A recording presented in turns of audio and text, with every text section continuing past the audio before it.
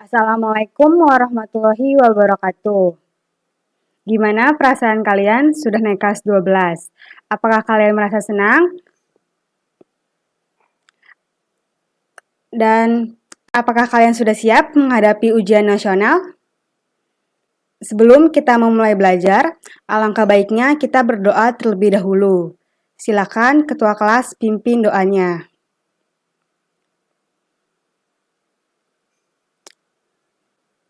Setelah kita selesai berdoa, alangkah baiknya kita berkenalan terlebih dahulu. Ada yang sudah kenal dengan saya? Nama Ibu Amalia Fajri. Sekarang giliran kalian ya yang Ibu absen.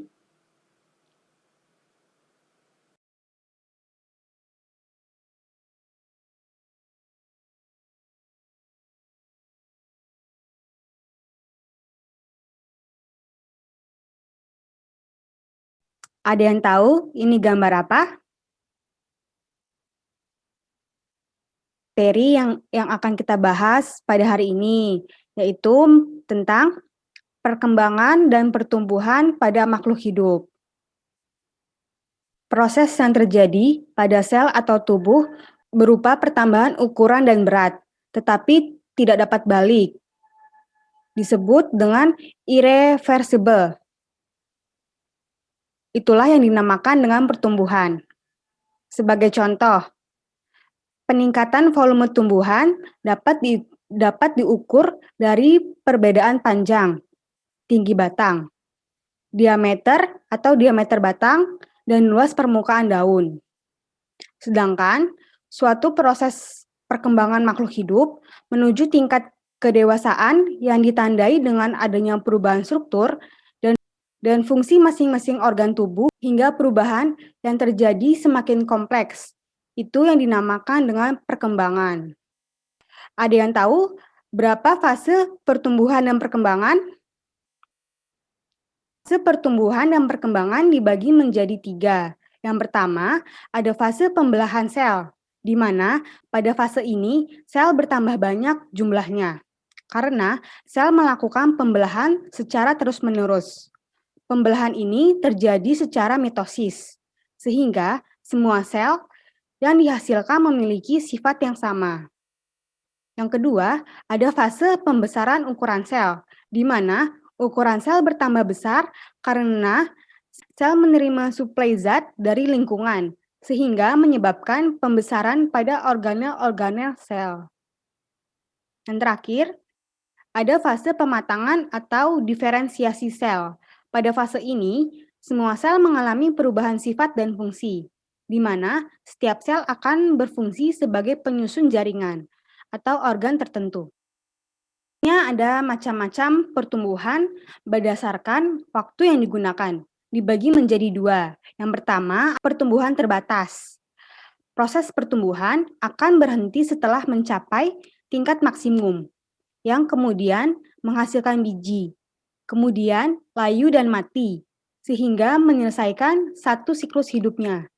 Ada juga tumbuhan yang menggunakan waktu selama 1 tahun atau musim. Dalam siklus hidupnya disebut tumbuhan anual.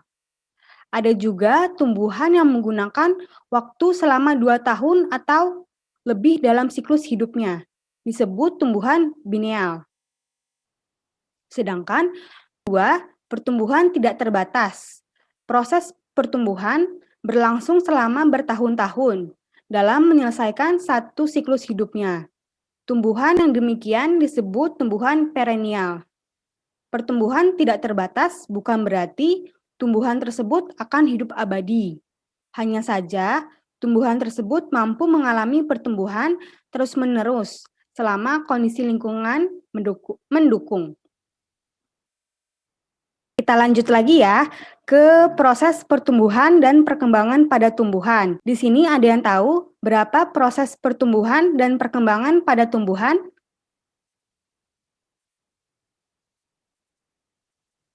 Ya, proses pertumbuhan dan perkembangan pada tumbuhan dibagi menjadi 3. Yang pertama, perkecambahan. Yang kedua, pertumbuhan primer. Dan yang ketiga, pertumbuhan sekunder. Kita bahas ya satu persatu.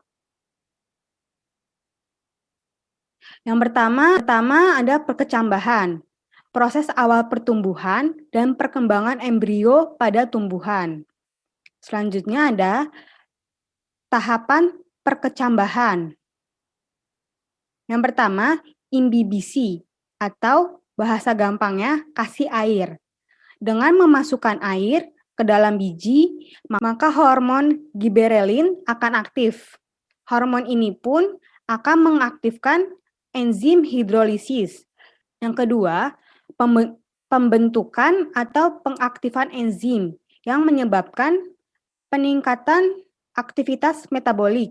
Yang ketiga, pemanjangan sel radikula, diikuti munculnya radikula dalam kulit. Selanjutnya ada tipe perkecambahan, dibagi menjadi dua macam. Yang pertama, perkecambahan epigel, yang kedua, perkecambahan hipogel. Perkecambahan epigel ditandai dengan munculnya keping biji atau kotiledon ke permukaan tanah. Perkecambahan ini terjadi pada tumbuhan dikotil.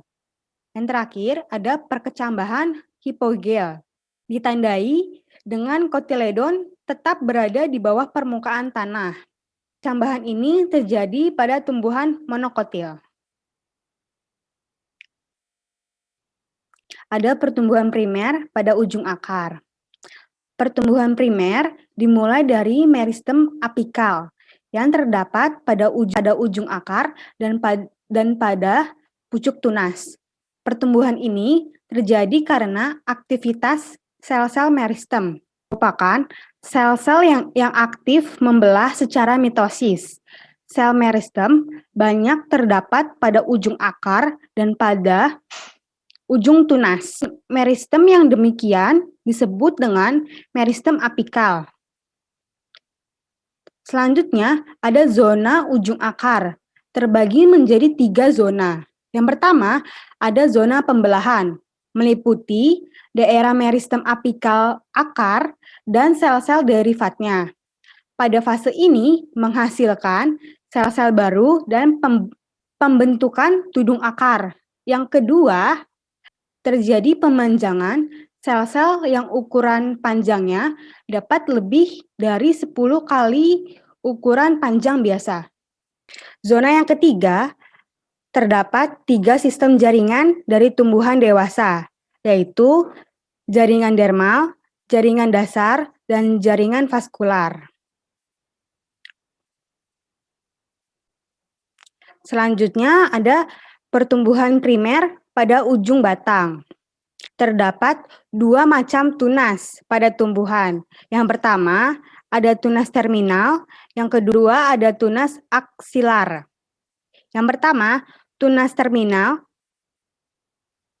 diapit oleh bakal daun atau primordia. Tunas terminal terletak di ujung batang yang memungkinkan tumbuh-tumbuhan ke atas.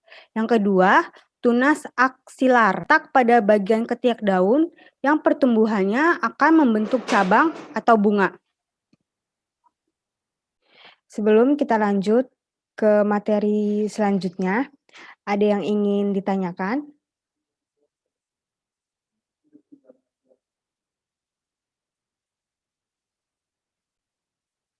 Selanjutnya, ada pertumbuhan sekunder pada ujung batang. Tumbuhan lain selain tumbuh memanjang juga dapat tumbuh membesar. Pertumbuhan yang memungkinkan bertambahnya ukuran diameter batang dan akar disebut dengan pertumbuhan sekunder. Pertumbuhan sekunder terjadi akibat aktivitas sel-sel meristem lateral. Ada 2 macam meristem lateral, yaitu kambium vaskular dan kambium gabus. Kambium vaskular. Aktivitas kambium vaskular menghasilkan sel-sel baru ke arah dalam membentuk xilem sekunder dan ke arah luar membentuk floem sekunder. Kambium gabus. Aktivitas kambium gabus menghasilkan jaringan gabus yang berfungsi sebagai pelindung. Lapisan gabus akan menggantikan jaringan epidermis yang telah kering dan mengelupas. Selanjutnya ada perbedaan tumbuhan dengan pertumbuhan sekunder dan tumbuhan tanpa pertumbuhan sekunder. Yang pertama, tumbuhan dengan pertumbuhan sekunder. Berkayu, memiliki jaringan meristem lateral. Yang ketiga, memiliki lingkaran tahun. Yang keempat, kulit menggantikan epidermis. Yang kelima, tumbuhan menahun biasanya tumbuh tinggi. Yang keenam, batang pohon memiliki nilai komersial. Yang ketujuh, terutama pada tumbuhan dikotil. Sedangkan tumbuhan tanpa pertumbuhan sekunder. Yang pertama, tidak berkayu. Yang kedua, tidak memiliki meristem lateral. Yang ketiga, tidak memiliki lingkaran tahun. Yang keempat, tidak ada kulit. Yang kelima, tumbuhan semusim, tidak tumbuh tinggi.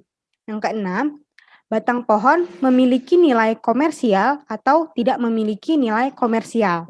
Yang ketujuh, terutama pada tumbuhan monokotil. Selanjutnya, ada faktor-faktor yang mempengaruhi pertumbuhan dan perkembangan pada tumbuhan. Ada yang tahu ada berapa faktor yang mempengaruhi pertumbuhan dan perkembangan pada tumbuhan? Ya, mempengaruhi pertumbuhan dan perkembangan dibagi menjadi dua faktor. Yang pertama, ada faktor internal yang berasal dari tumbuhan. Faktor internal yang mempengaruhi pertumbuhan dan perkembangan tumbuhan antara lain gen dan hormon pertumbuhan. Sedangkan faktor eksternal, faktor yang berasal dari luar antara lain air, oksigen, karbon dioksida, suhu, cahaya, dan unsur hara dalam tanah. Di sini, Ibu akan membahas satu persatu. Yang pertama, ada gen. Memiliki fungsi pengendalian aktivitas yang terjadi dalam sel, termasuk pertumbuhan. Susunan gen pada setiap tumbuhan dapat menentukan kemampuan tumbuhan tersebut untuk tumbuh dan berkembang. Yang kedua, ada air. Merupakan kebutuhan yang sangat vital bagi tumbuhan. Tumbuhan membutuhkan air sebagai pelarut. Jika kekurangan air akan menyebabkan tumbuhan menjadi layu, daun yang berwarna hijau berubah menjadi warna kuning. Yang ketiga, ada oksigen. Tumbuhan membutuhkan oksigen untuk proses penguraian zat makanan di dalam sel, sehingga menghasilkan energi atau yang disebut dengan respirasi. Yang keempat, ada karbon dioksida. Merupakan salah satu komponen dalam proses pembentukan makanan atau fotosintesis. Jika kekurangan karbon dioksida akan menyebabkan suplai makanan menjadi berkurang, sehingga mengganggu proses tumbuh dan berkembang pada tumbuhan. Sebelum kita lanjut, sampai di sini ada yang ingin ditanyakan?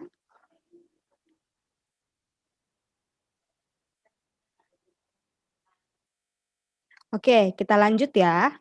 Selanjutnya, suhu.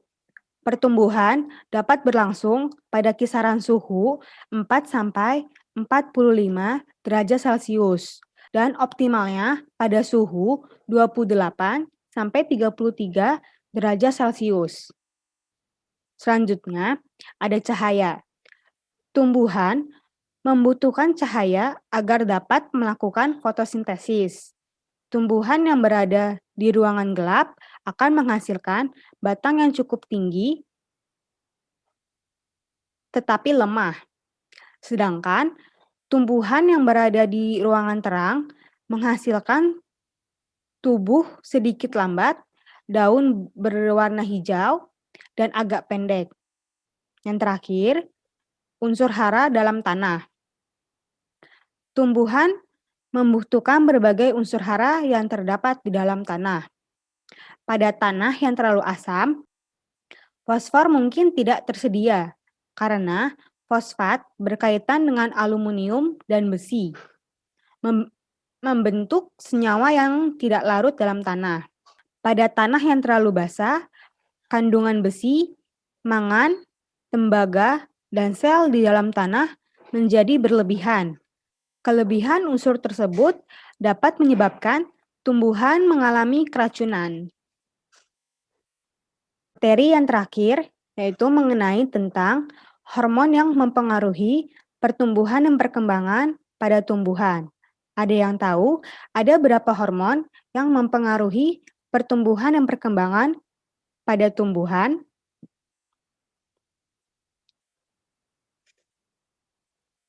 Ya, hormon yang mempengaruhi pertumbuhan dan perkembangan dibagi menjadi 6 hormon. Yang pertama, ada hormon auksin. Memiliki fungsi yang pertama untuk membantu perkembangan buah. Yang kedua, mempengaruhi pertumbuhan apikal atau ujung batang. Hormon yang kedua yaitu giberelin.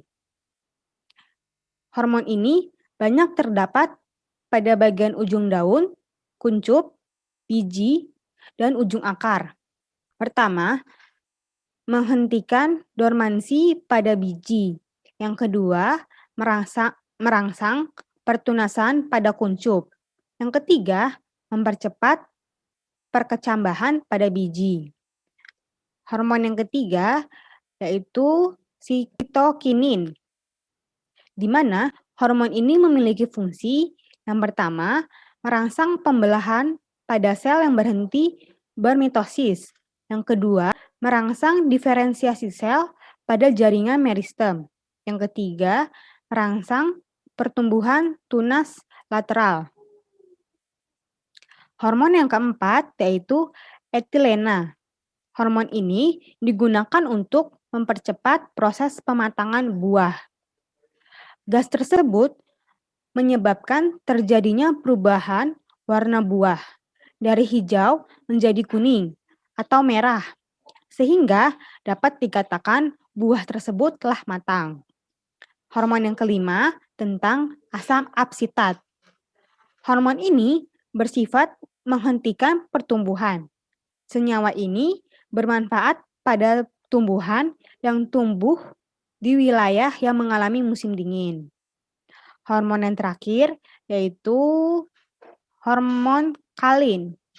Hormon ini merupakan substansi pertumbuhan yang berfungsi dalam pembentukan organ pertumbuhan.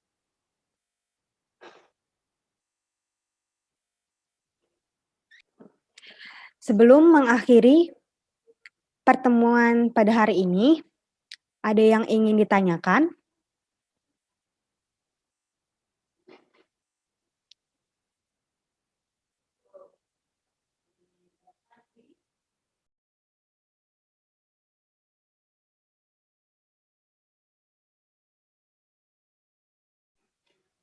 Sekian materi yang Ibu bisa sampaikan. Kurang lebihnya mohon maaf. Wassalamualaikum warahmatullahi wabarakatuh.